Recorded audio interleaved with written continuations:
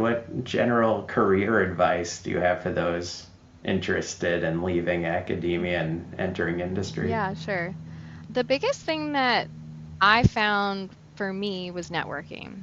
And this started early on in undergraduate. Dr. Dorman, Frank, actually made us go to conferences. And I know it's intimidating and it's scary, but even if you can only present a poster, that's a huge accomplishment.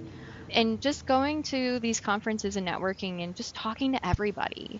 I briefly mentioned it before, but I had met my current supervisor at a conference, and I was only 3 years into my graduate program. And we exchanged information and we kept in contact. And I applied, I think, 3 or 4 years in. I was not even close to defending.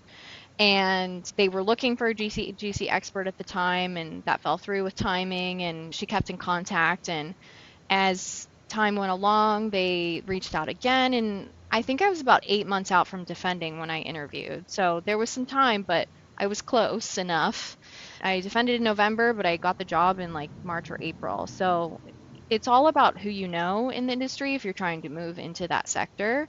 And there's not as big of a presence of industry at these conferences, but talk to everybody. I was talking to everybody, even those in academia. Get that face to face time and so they can see who you are. So when your name comes across their email or as a resume or whatever it is, they can be like, oh, yeah, I met that person and we had a great conversation about this or whatever.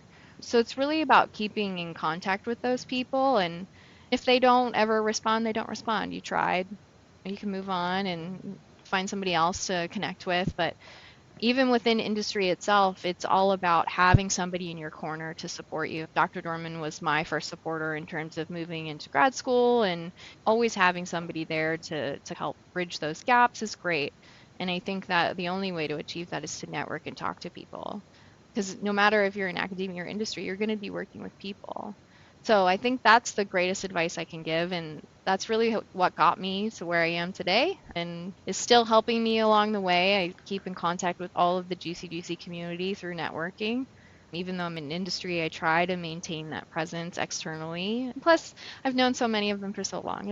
It's always a good time to hang out with them and catch up and see what everybody's doing within the space. It's such a new science still, and it's always exciting. There's lots of new data processing techniques, so I love to see all the new stuff being implemented across academia and industry.